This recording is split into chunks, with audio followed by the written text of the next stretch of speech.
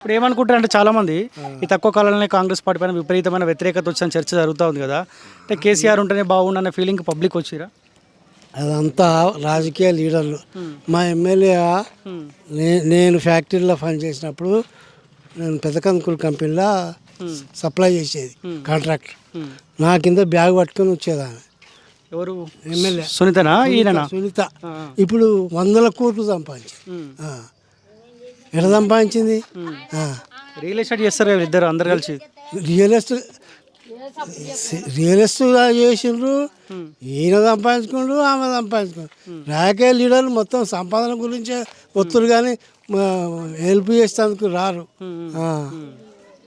వాస్తవికంగా నీకు కూడా తెలుసుగా ఇప్పుడు అట్లనే ఉంది. ఇప్పుడు ఏదో మబ్బుపా మార్గం చేసి గెలిచి ఓడిపోడు గెలుచుడు వాళ్ళు ఇద్దరు సంపాదించారు. ఈయన సంపాదించాడు, ఆమె సంపాదించింది.